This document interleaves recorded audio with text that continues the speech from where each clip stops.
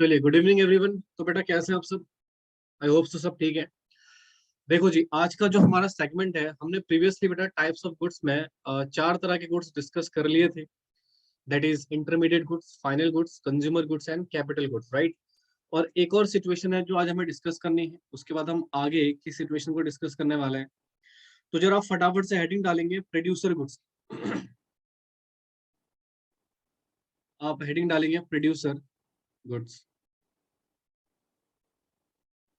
ठीक है जी। सो producer goods से रिलेटेड सिचुएशन क्या है और ये इसको क्यों पढ़ा रहा हूँ मैं, इसके पीछे भी अब एक छोटा सा लॉजिक हम डिस्कस करेंगे।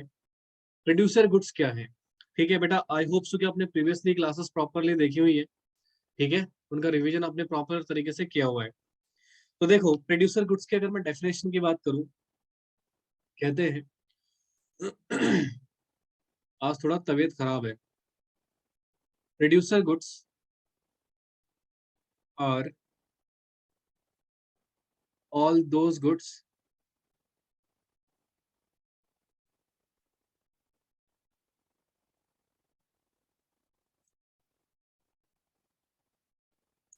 Which are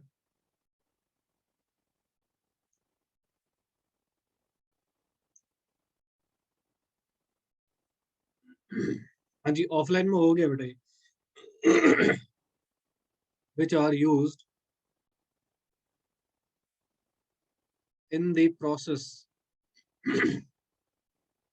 of production. कोई नहीं, रिवीजन हो जाएगा। ऑफलाइन में थोड़ा सा आगे चल रहा है बैच, ठीक है। ये टॉपिक आपने ऑफलाइन में पहले पढ़ चुके हैं। प्रोड्यूसर गुड्स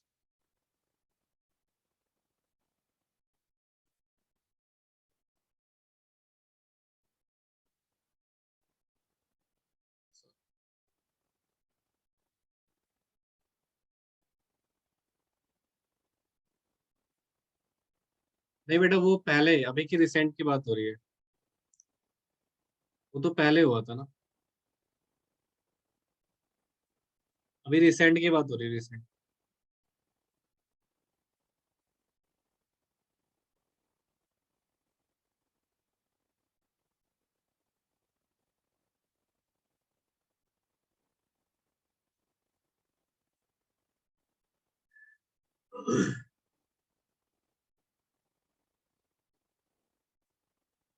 देखो जी, सो ये हमारी डेफिनेशन है प्रोड्यूसर गुड्स की। अब जरा ध्यान से सुनना, इस डेफिनेशन को एनालाइज करते हैं, क्योंकि मुझे इसमें कुछ सिचुएशन आपको डिस्कस कराना है। देखो क्या क्या है, और प्रोड्यूसर गुड्स और कैपिटल गुड्स में क्या डिफरेंस है, ये भी हम यहाँ पे डिस्कस करने वाले हैं, ठीक है। कहते हैं भैया, प्रोड्यूसर गुड्स वो गुड्स हैं जो बेसिकली यूज हो रहे हैं प्रोसेस ऑफ द प्रोडक्शन। देखो, जब आपने कैपिटल गुड्स की डेफिनेशन पढ़ी थी, तो वहां पर भी एक क्लॉज था कि हमारे जो कैपिटल गुड्स हैं वो प्रोडक्शन प्रोसेस में यूज होते हैं। बट उसके साथ बेटा एक लाइन ऐड करी गई थी कि वहां पर जो प्रोडक्शन प्रोसेस में गुड्स यूज हो रहा है वो सेवरल टाइम के लिए यूज होगा, ठीक है। वो किसके लिए यूज होगा? सेवरल टाइम के लिए। बट यहाँ पर बेसिकली क्या लिखा हुआ है बेटा? सर, कोई भी गुड्स जो प्रोडक्शन प्रोसेस में यूज हो रहा है वो प्रोड्यूसर गुड्स है। अब यहाँ पर बेटा कोई टाइम पीरियड नहीं दिया गया है, ठीक है, कि इसका टेन्योर क्या रहेगा, 1 साल, 2 साल, या whatever the period, right. So एक बेसिक सा सिचुएशन कि सर कोई भी गुड्स, एनी गुड्स जो प्रोडक्शन प्रोसेस में यूज हो रहा है, ध्यान से सुनना, एनी गुड्स जो प्रोडक्शन प्रोसेस में यूज हो रहा है उसको हम प्रोड्यूसर गुड्स बोलेंगे। इसी से डिफरेंस निकलेगा बच्चे। इसी से क्या निकलेगा डिफरेंस, तो बिल्कुल ध्यान से कंसंट्रेशन से सुनिएगा। कहते हैं और which are use in the production of other goods, और ऐसे गुड्स जो दूसरे गुड्स के प्रोडक्शन के लिए यूज करे जा रहे हैं, इनको हम बेसिकली क्या बोलेंगे बच्चे? Producer goods. अब यहाँ पर बीच में ना और लिखा हुआ है, यानी कि या तो ये सिचुएशन हो जाए तो प्रोड्यूसर गुड्स बन जाएगा, या तो ये सिचुएशन हो जाए तो प्रोड्यूसर गुड्स बन जाएगा, ठीक है। जैसे यहाँ पर कह रहा भैया, हम किसी दूसरे गुड्स के प्रोडक्शन में किसी पर्टिकुलर गुड्स को यूज कर रहे हैं, तो वो भी हमारा प्रोड्यूसर गुड्स है। जैसे देखो, अगर मैं एक एग्जांपल दूं, एक मशीन, एक मशीन जो प्रोडक्शन प्रोसेस में यूज हो रही है, तो क्या पहला क्राइटेरिया फुलफिल हो रहा है बेटा उसका? हाँ जी। तो इसका मतलब सर ये मशीन हमारी प्रोड्यूसर गुड्स हो जाएगी, बिल्कुल सर। इसके लिए अगर मैं एग्जांपल दूं, रॉ मटेरियल, अगर मैं किसी भी प्रोडक्शन प्रोसेस में यूज कर रहा हूँ, ध्यान सुनना, अगर मैं नहीं बेटा, दोनों केस जरूरी नहीं है, एक भी केस सेटिस्फाई हो गया that means it's enough for producer goods. बीच में और लिखा हुआ है ना, और का मीनिंग ये होता है या तो ये वाला सिचुएशन फुलफिल हो जाए या तो ये वाला, दोनों हो गया तो अच्छी बात है, ठीक है। तो रॉ मटेरियल बेसिकली ऐसा गुड्स है बेटा जो किसी दूसरे गुड्स को बनाने में यूज होता है, तो ये सेकंड वाले एग्जांपल में फिट बैठ रहा है। So that is the point sir, ऐसा गुड्स, दो बातें याद रखनी है, जो प्रोडक्शन प्रोसेस में यूज हो रहा है एनी गुड्स जो रॉ मटेरियल की सिचुएशन है बेटा, वो इसके लिए भी फिट बैठ रही है और इसके लिए भी, क्योंकि रॉ मटेरियल के प्रोडक्शन प्रोसेस में यूज हो रहा है। हाँ जी सर, पहला वाला फिट बैठ गया। क्या रॉ मटेरियल से किसी दूसरे गुड्स का प्रोडक्शन किया जा रहा है? हाँ जी सर, तो सेकंड वाले में भी ये फिट बैठ गया। So it's means raw material producer goods तो है, ऑब्वियस सी बात है। बट मशीन जो है बेटा वो हमारा इस क्राइटेरिया को फुलफिल कर रहा है, बट मशीन से हम किसी और गुड्स को नहीं बना रहे, मशीन को कन्वर्ट करके हम किसी दूसरे गुड्स को नहीं बना रहे। हाँ, मशीन हेल्पफुल जरूर है किसी दूसरे गुड्स को बनाने में, बट मशीन को यूज करके हम प्रोडक्शन प्रोसेस में दूसरा गुड्स बना रहे हैं, बट मशीन से कन्वर्ट होकर दूसरा गुड्स नहीं बन रहा है, ठीक है। There is a difference, are you getting my point?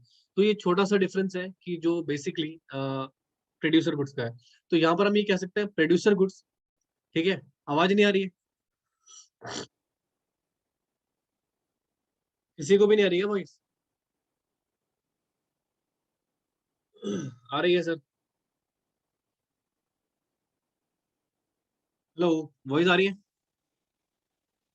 Okay ठीक है। हाँ, थोड़ा नेटवर्क इशू हो गया होगा, ठीक है okay. So this is the basic situation of producer goods, समझ आया बेटा? हाँ जी बोलिए प्लीज।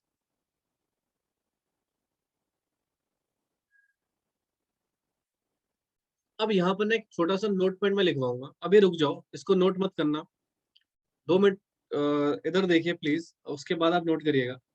ये मैंने आपको प्रोड्यूसर गुड्स और कैपिटल गुड्स दोनों पढ़ा दिए हैं। अब इस पॉइंट के बेसिस पे हम यहाँ पर एक छोटा सा सिचुएशन स्टेटमेंट क्रिएट करेंगे। कहते हैं all capital goods are producer goods,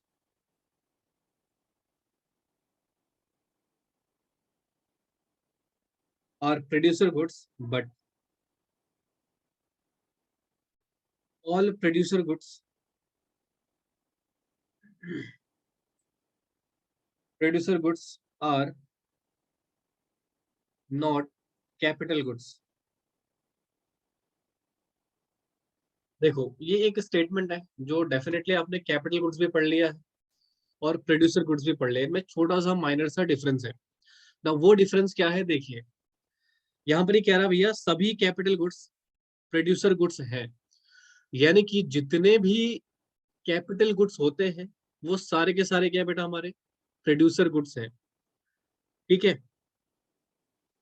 but सारे के सारे प्रोड्यूसर गुड्स हमारे कैपिटल गुड्स नहीं है, ठीक है। तो यहाँ पर एक छोटा सा एग्जाम्पल देखिए आप लोग, एग्जाम्पल देखिएगा प्लीज। जैसे मैं यहाँ पर तो एग्जाम्पल दे रहा हूँ कैपिटल गुड्स का, और एक एग्जाम्पल हम ले रहे हैं प्रोड्यूसर गुड्स का। प्लीज ध्यान से सुनिएगा, एक बड़ा इंपॉर्टेंट सिचुएशन है। यहाँ पर बेटा मैं एक एग्जांपल लेता हूँ प्लांट एंड मशीनरी को। कोई बात नहीं, रिवीजन हो जाएगा नालायक, वैसे भी तुम कौन सा पढ़ी रहे हो घर पे, आप लोगों का पहले हो चुका है, ये बिल्कुल हो चुका है सर।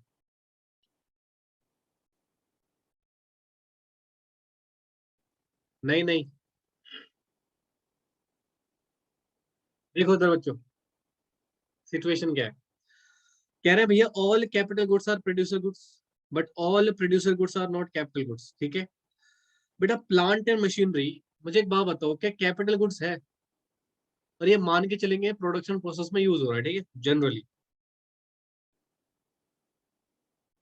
बिल्कुल। देखिए कैपिटल गुड्स की हमारी क्या क्या कंडीशन थी, प्रोडक्शन प्रोसेस में यूज होगा सेवरल ईयर के लिए, दूसरा सर इसमें जनरली डेप्रिसिएशन चार्ज होगा, हाई वैल्यूज के होंगे, और हमारे प्रोड्यूसर के लिए फिक्स एसेट्स होगा। ये चारों कंडीशन अगर सेटिस्फाई होंगी तो वो कैपिटल गुड्स बन जाएगा। तो क्या प्लांट एंड मशीनरी में ये कंडीशन सेटिस्फाई हो रही है? पार्टिसिपेट करो यार प्लीज, क्या ये सेटिस्फाई हो रहा है? हाँ जी बिल्कुल हो रहा है सर। तो क्या ये कैपिटल गुड्स हो गया? हाँ जी। अब मुझे बताओ, क्या plant and machinery producer goods भी है? प्रोड्यूसर गुड्स वो गुड्स बोला था आपने जो प्रोडक्शन प्रोसेस में यूज हो रहे हैं, क्या plant and machinery production process में यूज होती है? बिल्कुल होती है सर। तो इसका मतलब सर ये प्रोड्यूसर गुड्स भी है। बिल्कुल है सर, राइट। अब सुनिएगा, अब आते हैं रॉ मटेरियल पे। मुझे एक बात बताओ, क्या रॉ मटेरियल कैपिटल गुड्स है? कैपिटल गुड्स की एक भी कंडीशन इसमें सेटिस्फाई हो रही है? नहीं सर, कैपिटल गुड्स की एक भी कंडीशन इसमें सेटिस्फाई नहीं हो रही है। इसका मतलब सर ये कैपिटल गुड्स तो नहीं है। बट क्या ये प्रोड्यूसर गुड्स है बच्चा? यस, ये प्रोड्यूसर गुड्स है हमारा, क्योंकि सर इसमें प्रोड्यूसर गुड्स की सारी कंडीशन सेटिस्फाई हो रही है। ये प्रोडक्शन प्रोसेस में यूज होता है, और इन गुड्स से हम दूसरे गुड्स का क्या करते हैं बेटा? प्रोडक्शन भी करते हैं। समझे? सो प्लीज इसको नोट कर लीजिए, पहले इस डेफिनेशन को नोट कीजिएगा आप लोग, ठीक है? देन उसके बाद इस पर्टिकुलर एग्जाम्पल को, नोट पॉइंट को नोट कीजिएगा, ठीक है? इसको फटाफट से नोट करो बेटा, फिर आगे बढ़ते हैं। चलो, देखिए जरा ध्यान से सुनिएगा।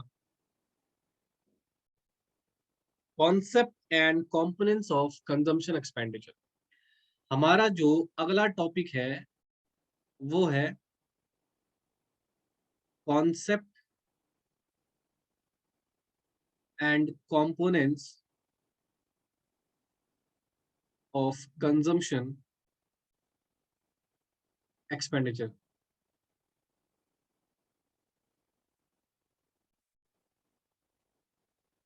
ओके, तो दिस टॉपिक जो हम अभी डिस्कस करने वाले हैं, दैट इज कंजम्पशन एक्सपेंडिचर। यार बड़ा दिक्कत हो रहा है आज गले में। अब देखो, कंजम्पशन एक्सपेंडिचर का बेसिक मीनिंग क्या होता है, ये हम डिस्कस करने वाले हैं। और ऑफ कोर्स हम कौन सी इकोनॉमी पढ़ रहे हैं बेटा? Macro economics, right? तो जरा ध्यान से देखिएगा कि कंजम्पशन एक्सपेंडिचर बेसिकली है क्या।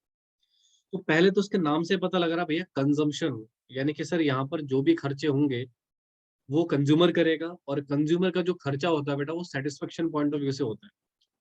यानी कि अगर आई एम अ कंज्यूमर, अगर मैं कंज्यूमर हूँ तो मैं जो कोई भी खर्चा कर रहा हूँ, तो उस खर्चे का मेन सिचुएशन क्या रहेगा बेटा मेरा? दैट इज कि मैं अपने सेटिस्फेक्शन के लिए कर रहा हूँ, ठीक है? अच्छा, अगर मैं आपको कंजम्पशन एक्सपेंडिचर मैक्रो इकोनॉमिक्स में करा रहा हूँ, तो इसका ये मतलब हुआ सर कि हम यहाँ पर पूरे इकोनॉमी की बात कर रहे हैं, किसी एक पर्टिकुलर कंज्यूमर की बात नहीं कर रहे हैं। तो इसका मतलब सर यहाँ पर पूरे कंट्री में जितने भी कंज्यूमर्स होंगे, उनके टोटल खर्चे को कहीं ना कहीं मैक्रो इकोनॉमिक्स के अकॉर्डिंग हम क्या मानेंगे? But consumption expenditure, right? जरा देखिएगा डेफिनेशन को। कहते हैं इन macro economics,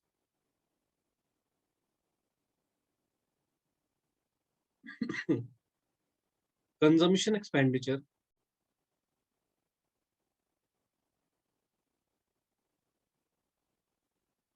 consumption expenditure refers to aggregate consumption expenditure in the economy। बस ये छोटी सी डेफिनेशन है। और आपने याद होगा जब मैंने बेसिक वाला चैप्टर ये स्टार्ट करवाया था, तो स्टार्टिंग में बेटा मैंने आपको एक सिचुएशन समझाई थी, that is aggregate demand, aggregate consumption. याद है आपको? एग्रीगेट इन्वेस्टमेंट, वो हमने कॉन्सेप्ट डिस्कस किया था। सो एग्रीगेट का मतलब क्या होता है, कोई बताएगा मुझे? एग्रीगेट का मतलब क्या होता है? Sum up.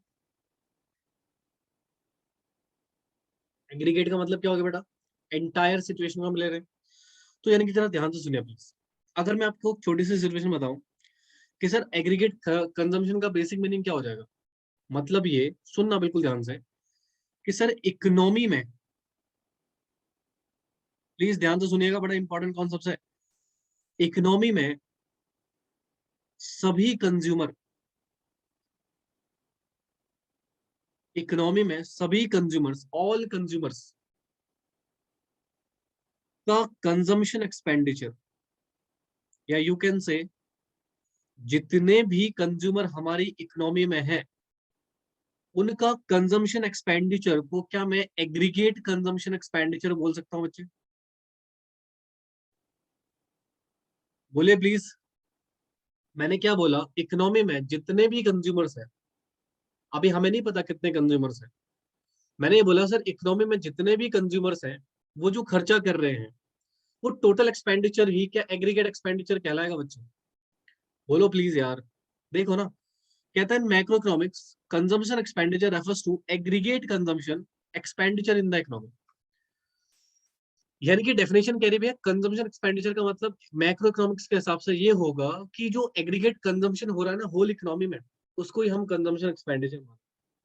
और एग्रीगेट कंजम्पशन का मतलब ही ये हुआ बेटा कि इकोनॉमी में जितने भी कंज्यूमर्स हैं वो सारे के सारे कंज्यूमर का कंजम्पशन एक्सपेंडिचर को जोड़ दो, एग्रीगेट कंजम्पशन बन जाएगा। और एग्रीगेट कंजम्पशन एक्सपेंडिचर को ही हम मैक्रो इकोनॉमी के हिसाब से कंजम्पशन एक्सपेंडिचर मानते हैं।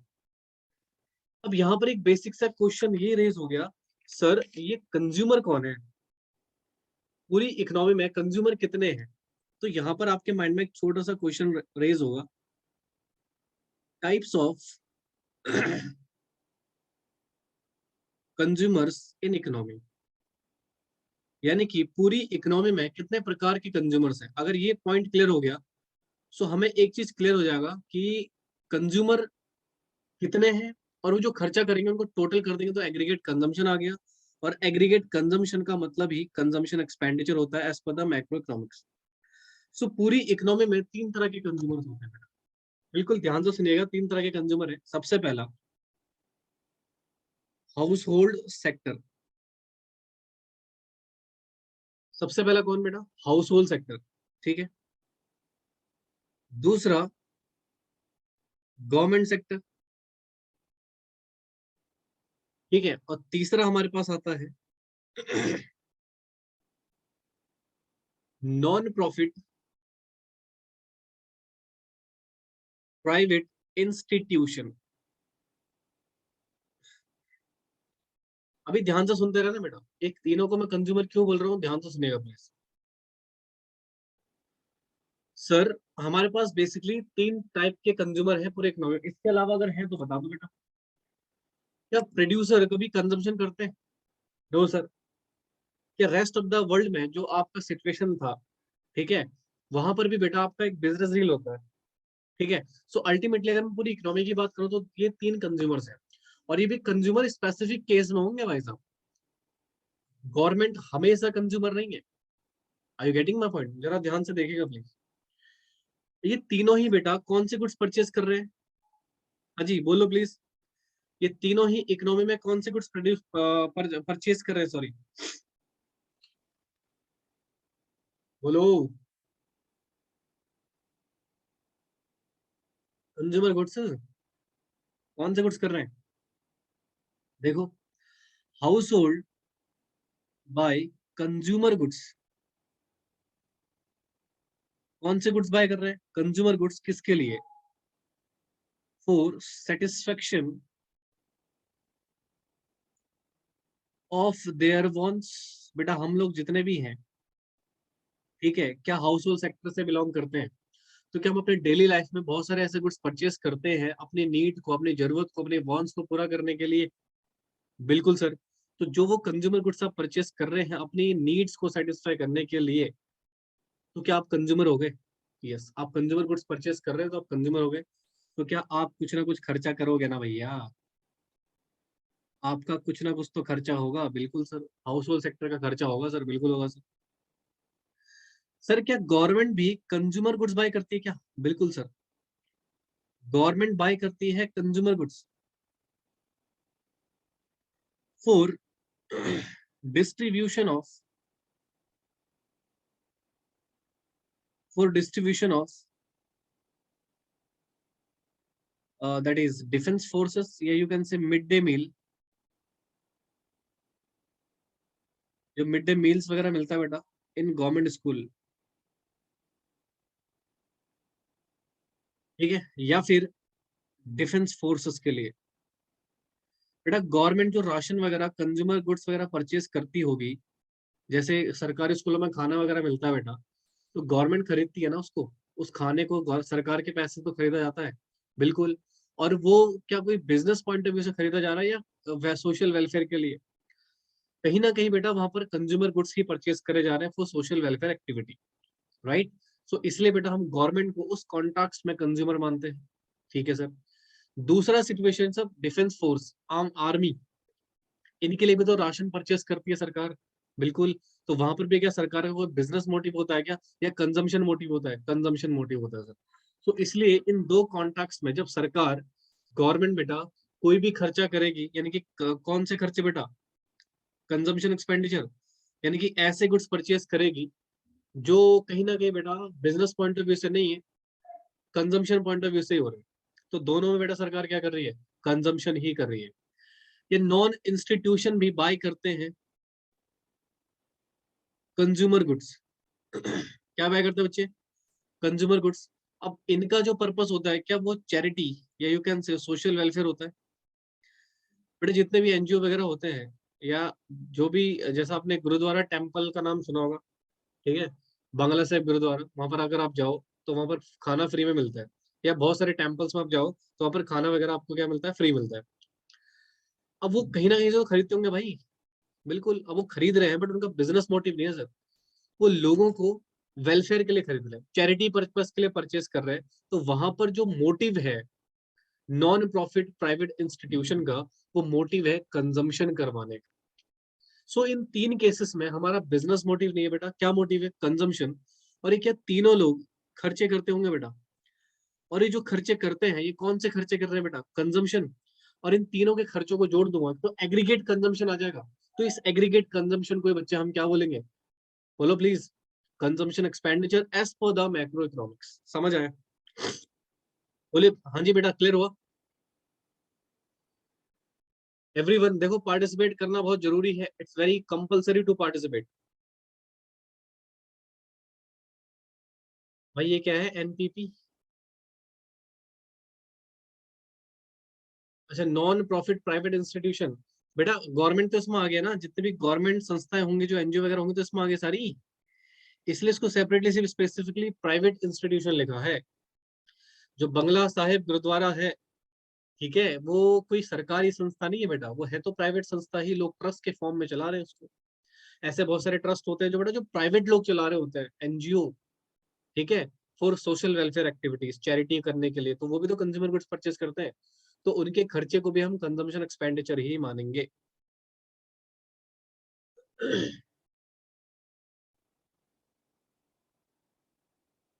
हाँ वही बेटा, समझ गया नालायक हो। ठीक है, चलो अब इसको फटाफट से नोट कर लीजिए आप कंजम्पशन एक्सपेंडिचर वाले सिचुएशन को। पहले बेटा इसको नोट कीजिएगा, देन उसके बाद आप इस पॉइंट को नोट कीजिएगा, ठीक है। चलो नोट करो,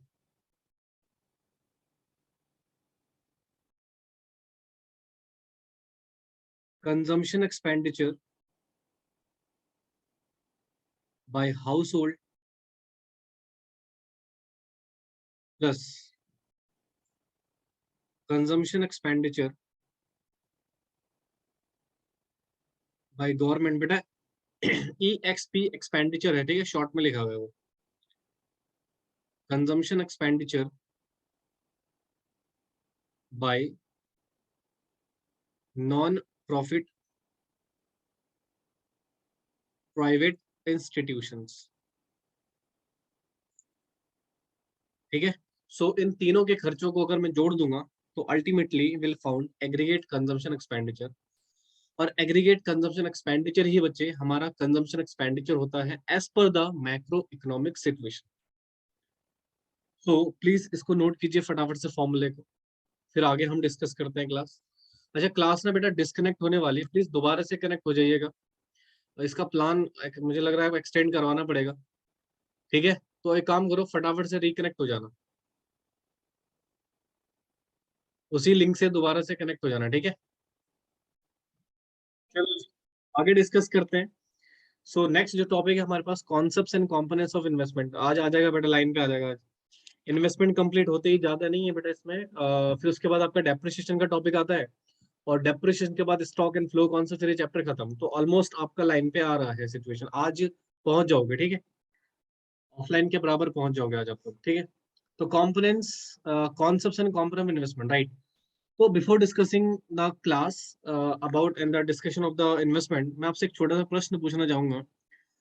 अकॉर्डिंग टू यू इन्वेस्टमेंट का मतलब क्या होता है? हाँ जी। क्या मतलब है इन्वेस्टमेंट का आपके अनुसार? क्योंकि इसकी मीनिंग समझ लेते हैं पहले, फिर तो इसके बारे में काफी डिस्कशन करना हमें आगे चल के। बोलो जी, what do you mean by investment? Done for future production. Okay, okay. Addition to stock, बेटा आप लोगों ने तो पढ़ाई हुआ रिसेंटली। कैपिटल फॉर्मुलेशन, फॉर्मेशन या formulation? Capital formation, okay. Fix assets purchase करना, अच्छा बेटा। ओके, फॉर्मेशन, ठीक है, डन। ओके। अच्छा, एक देखिए इधर थोड़ा सा पॉइंट है। अगर मैं इन्वेस्टमेंट की बात करता हूँ, इन्वेस्टमेंट मीन्स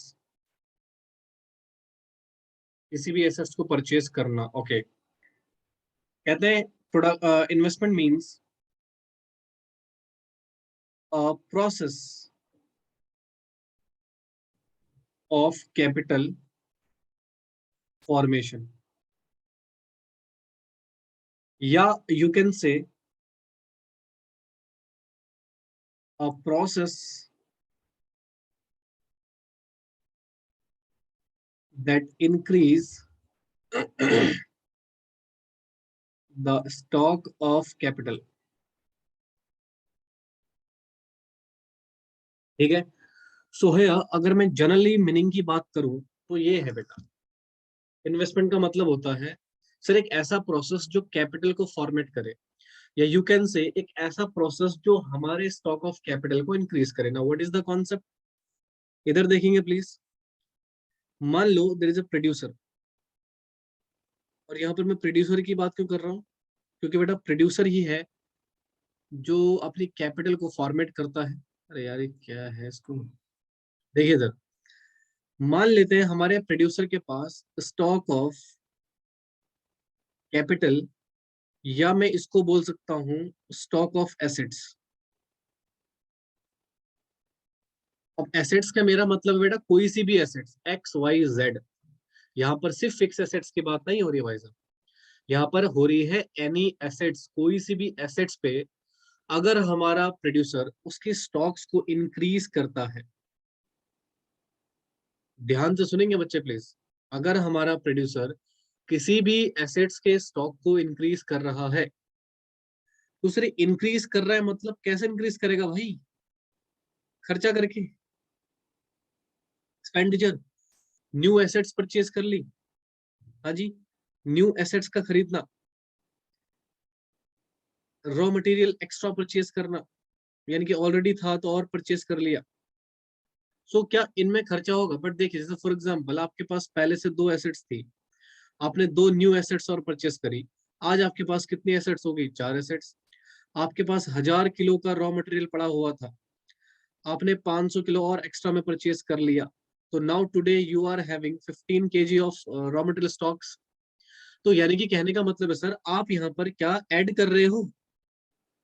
आप स्टॉक्स में ऐड कर रहे हो। बच्चे ऐड कैसे करोगे? आप खर्चा करके। ऑब्वियस ही बात है ना, न्यू एसेट परचेज करना खर्चा करना। सो अगर मैं अपनी एसेट्स को बढ़ा रहा हूँ, फॉर्मेट का मतलब ही क्या होता है? बनाना, बढ़ाना।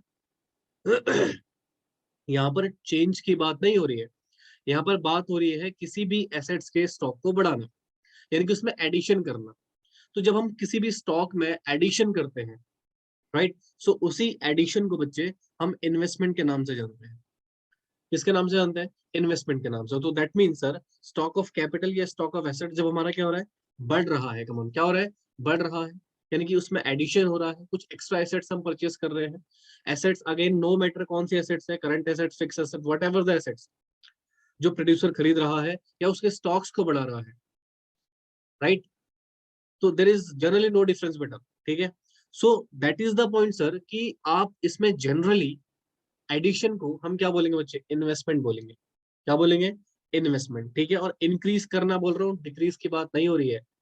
अगर सब्सट्रैक्शन होगा तो वो इन्वेस्टमेंट नहीं कहलाएगा, उसको हम डिसइन्वेस्टमेंट बोलते हैं, वो अलग ही कॉन्सेप्ट है।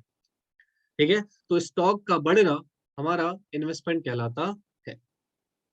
सो इसी संदर्भ में एक सिचुएशन और निकल कर आती है यहाँ पर, टाइप्स ऑफ इन्वेस्टमेंट। पहले मुझे बताइए, क्या आपको समझ आया इन्वेस्टमेंट का मीनिंग? हाँ जी बेटा,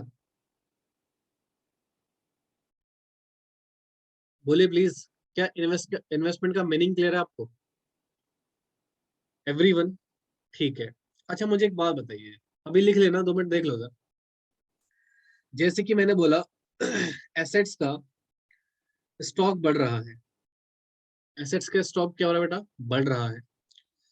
और आपने अगर बैलेंस शीट अकाउंट्स वगैरह डिस्कस करा हुआ है आपने, ठीक है, तो वहां पर उसने आपने देखा होगा कि हमारी एसेट्स जनरली 2 प्रकार की होती है। एक हमारी वर्किंग कैपिटल, जिसको हम वर्किंग एसेट्स भी बोलते हैं, या यू कैन से करंट एसेट्स ऑल्सो। और एक होती है हमारी फिक्स एसेट्स। वर्किंग एसेट्स जो कैपिटल होती है बेटा, वो as per the requirement change होती रहती है, बट जनरली फिक्स एसेट्स हमारी बेटा चेंज नहीं होती। सिचुएशन जो हमने बेसिकली डिफरेंस पढ़ा हुआ है। सो एसेट्स के जब हमारे 2 प्रकार के हैं एसेट्स, यहाँ पर एक वर्किंग कैपिटल या यू कैन से फिक्स एसेट्स। ठीक है, तो एसेट्स के 2 प्रकार होने के कारण इन्वेस्टमेंट के भी यहाँ पे 2 टाइप्स हो गए। पहला हो गया बच्चे फिक्स इन्वेस्टमेंट। आई थिंक आप समझ गए होंगे कि फिक्स इन्वेस्टमेंट किससे रिलेट कर रही है। और दूसरी होती है बेटा हमारी inventory investment. And I hope so कि आप ये भी समझ गए हैं कि इन्वेंट्री इन्वेस्टमेंट किससे रिलेट कर रही है। ठीक है, there is a 2 types of investment basically, fix investment and inventory investment. Fix investment basically बेटा फिक्स एसेट से रिलेट करिए, यानी कि सर अब यहाँ पर बाइफर्केशन हो गया। अगर मैं एसेट्स के स्टॉक्स में एडिशन की बात करूं तो इन्वेस्टमेंट है, अगर मैं फिक्स एसेट्स के स्टॉक्स में एडिशन की बात करूं तो फिक्स इन्वेस्टमेंट है भाई साहब।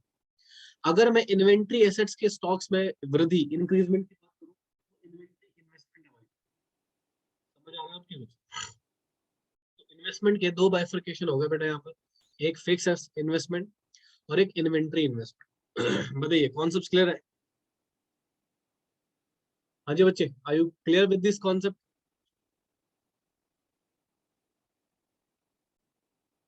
ओके, चलिए किसी को कोई डाउट है तो प्लीज पूछ लिया करो, शर्माए मत करो ना लाइफ में। ठीक है, डाउट हो, और अच्छी बात है डाउट होना। ठीक है, चलिए फिलहाल आप इसको नोट कीजिए, फिर आगे बढ़ते हैं। चलो आप पढ़ लो, हेडिंग लिखो जरा, फिक्स इन्वेस्टमेंट। भाई साहब फिक्स इन्वेस्टमेंट क्या भाई, इन्वेस्टमेंट का मीनिंग तो सेम ही है, बट यहाँ पर फिक्स एसेट्स के स्टॉक में चेंजेस हो रहा होगा। देखिए, fixed investment refers to increase in the stock of fixed assets of the producer during the financial year, या you can say expenditure of the producer on the purchase of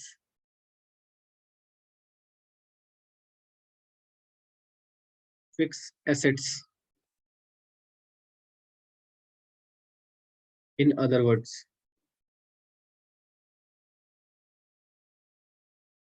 so this is basic, बहुत ही simple है बेटा, ये आपने definition अगर investment की पढ़ ली है तो ये बहुत ही आपको आसानी से क्लियर हो जाएगा। जैसे कि आपने देखा था कि हमारे पास सर इन्वेस्टमेंट एसेट्स होती हैं सर, है ना?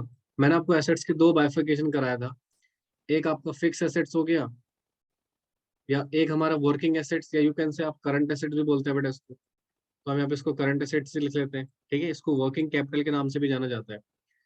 सो करंट एसेट्स और फिक्स एसेट्स 2 बाइफर्केशन है। तो अगर बेटा हमारे प्रोड्यूसर का ये वाला स्टॉक में इंक्रीज हो रहा है, increase in stock of fixed assets, we are not here talking about inventory assets, या you can say current assets।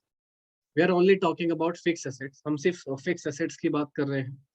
तो अगर फिक्स एसेट्स के स्टॉक में वृद्धि हो रही है, इंक्रीजमेंट हो रही है बच्चे, तो इसी को हम बोलेंगे फिक्स्ड इन्वेस्टमेंट। क्या बोलेंगे बच्चे? Fixed investment. Are you getting और नॉट? सिंपल है, समझ आया? हाँ जी, हाँ जी, कैपिटल गुड्स।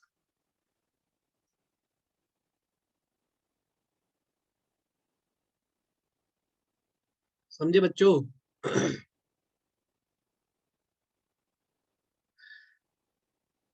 अच्छा, इसका ना सिग्निफिकेंस यार मैं नेक्स्ट क्लास में कराऊंगा।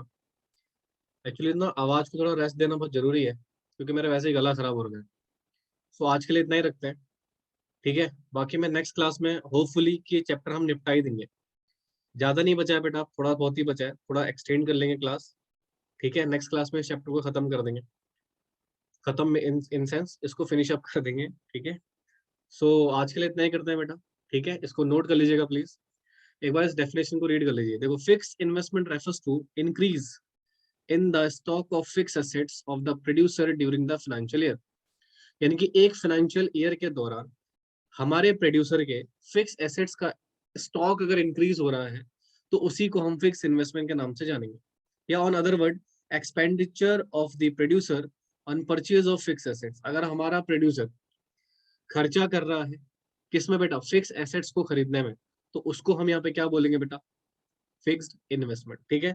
इसका एक बहुत ही इंपॉर्टेंट कॉन्सेप्ट जो कि हमें सिग्निफिकेंस पढ़ना है, वो मैं आपको नेक्स्ट क्लास में कराऊंगा विद अ क्वेश्चन, ठीक है? बाकी आज के लिए इतना ही रखते हैं, चलिए तब तक के लिए बाय बाय, टेक केयर। इसको नोट जरूर कर लीजिएगा बेटा, ठीक है जी? Okay bye.